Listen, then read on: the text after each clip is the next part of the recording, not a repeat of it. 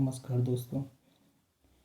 CBSE class Hindi NCERT solution अर्थात chapter 3 है पथिक, रामनरेश त्रिपाठी जी का। तो पथिक, इसके जो क्वेश्चन आंसर हैं सबसे पहले कर लेते हैं। तो पथिक का मन कहाँ विचरना चाहता है? आंसर है पथिक का मन बादलों पर बैठकर नील गगन और लहरों पर बैठकर विशाल समुद्र का कोना कोना विचरना चाहता है। नेक्स्ट है सूर्योदय वर्णन के लिए किस तरह के बिंबों का प्रयोग हुआ है? आंसर है सूर्योदय वर्णन के लिए निम्नलिखित बिंबों का प्रयोग हुआ है। नंबर 1, समुद्र तल से उगते हुए सूर्य का अधूरा बिंब अपनी प्रातःकालीन आभा के कारण बहुत ही मनोरम दिखाई देता है और उसे देखकर ऐसा मालूम होता है जैसे वह मंदिर का कंगूरा हो। नेक्स्ट है समुद्र में फैली लालिमानो लक्ष्मी का मंदिर है। तीसरा पॉइंट जो है कि एक अन्य बिंब में वह सूर्य की रश्मियों से बनी चौड़ी उजली रेखा मानो लक्ष्मी के स्वागत के लिए ही बनाई गई सुनहरी सड़क है। इस प्रकार से सूर्योदय वर्णन के लिए बिंबों का प्रयोग हुआ है। तीसरा क्वेश्चन है कि सस्मित वदन जगत का स्वामी मृदु गति से आता है और तट पर खड़ा गगन गंगा के मधुर गीत गाता है, जिसका कि आंसर है कि सस्मित वादन का अर्थ होता है चेहरे पर मुस्कुराहट लिए हुए। तो प्रस्तुत पंक्तियों के द्वारा कवि ने रात्रि सौंदर्य का वर्णन किया है। कवि को ऐसा आभास होता है, ऐसा लगता है कि जब रात को अंधेरा छाने के बाद आकाश में तारे सज जाते हैं तब संसार का स्वामी मुस्कुराते हुए धीमी गति से आता है तथा तट पर खड़ा होकर आकाश गंगा के मधुर गीत गाता है। अगला क्वेश्चन है कि कैसी मधुर मनोहर उज्जवल है यह प्रेम कहानी और जी में है अक्षर बन इसके बनू विश्व की बानी। तो इन पंक्तियों का अर्थ है कि प्रकृति सौंदर्य की प्रेम कहानी से है। प्रस्तुत पंक्तियों का आशय प्रकृति सौंदर्य की क्या है? प्रेम कहानी से है। कवि के कहने का तात्पर्य यह है कि समुद्र तट पर प्रकृति के दृश्य इतने मनोहारी होते हैं जैसे कोई प्रेम कहानी चल रही हो और कवि इस कहानी को अपने शब्दों में व्यक्त करना चाह रहा है। इस तरह से कवि विश्व भर को प्रकृति सौंदर्य का आनंद बांटना चाहता है क्योंकि वह इससे प्रेरणा लेकर एक काव्य रचना करना चाहता है।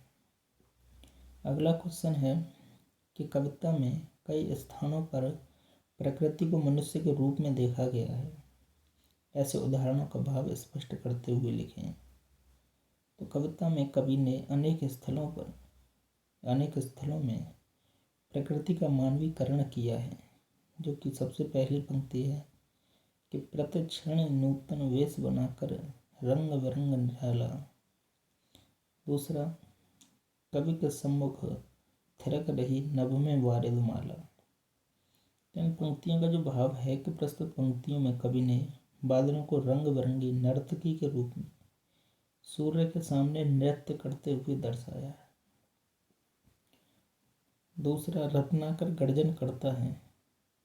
इन पंक्तियों का भाव यह है कि प्रस्तुत पंक्तियों में समुद्र को किसी वीर की भांति गर्जन करते हुए दर्शाया गया है। तीसरा है, लाने को निज पुण्य भूमि पर लक्ष्मी की असवारी रत्नाकर ने निर्मित कर दिए स्वर्ण सड़क अति प्यारी। तो इन पंक्तियों का भाव जो है कि प्रस्तुत पंक्तियों में सूर्य की रश्मियों से बनी चौड़ी उजली रेखा को मानो लक्ष्मी के स्वागत के लिए बनाई गई सुनहरी सड़क का रूप दिया गया है। चौथी पंक्तियां जो हैं कि सस्मित बदन जगत का स्वामी मृदु गति से आता है तट पर खड़ा गगन गंगा के मधुर गीत गाता है।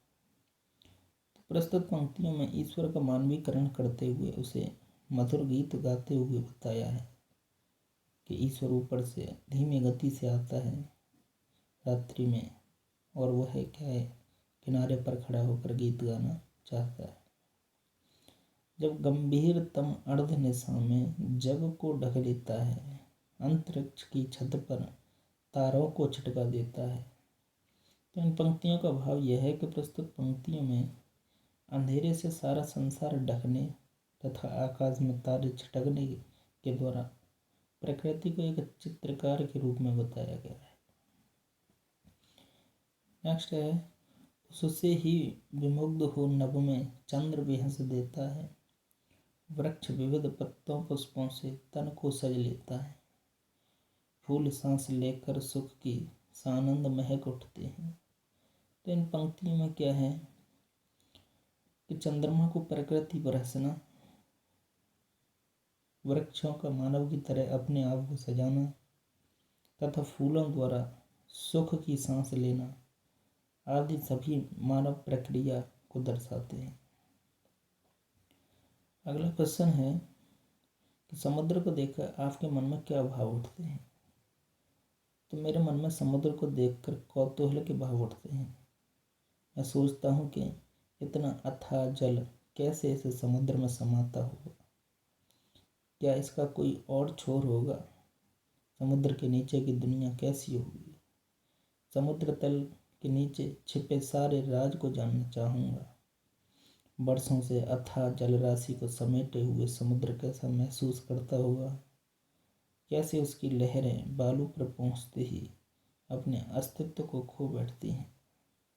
दिन प्रतिदिन, वर्ष दर वर्ष, युगों से इसी प्रकार एक ही रूप रंग, एक ही सुर में समुद्र के वक्ष स्थल पर लहरों की यह लीला अनवरत चली आ रही है। कहीं कोई आराम और विश्राम नहीं। समुद्र को देखकर एक और भाव मेरे मन में उठता है कि इस अथाह जलराशि को किस प्रकार या किस तरह पीने लायक बनाया जाए और किस तरह से समुद्र के जल जीवन को सुरक्षित रखा जाए। तो इस प्रकार के भाव हमारे मन में उठते हैं। नेक्स्ट क्वेश्चन है कि वर्तमान समय में हम प्रकृति से दूर होते जा रहे हैं, इस पर चर्चा करें और प्रकृति से जुड़े रहने के लिए क्या कर सकते हैं। तो यह बात बिल्कुल सच है कि वर्तमान समय में हम प्रकृति से दूर होते जा रहे हैं।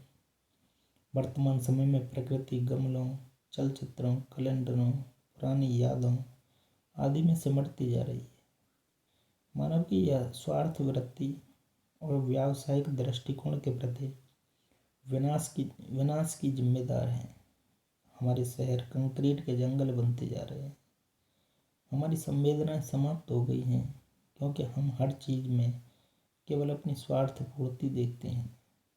तभी तो मानव ने अपने लाभ के लिए प्रकृति का अत्यधिक दोहन कर दिया है।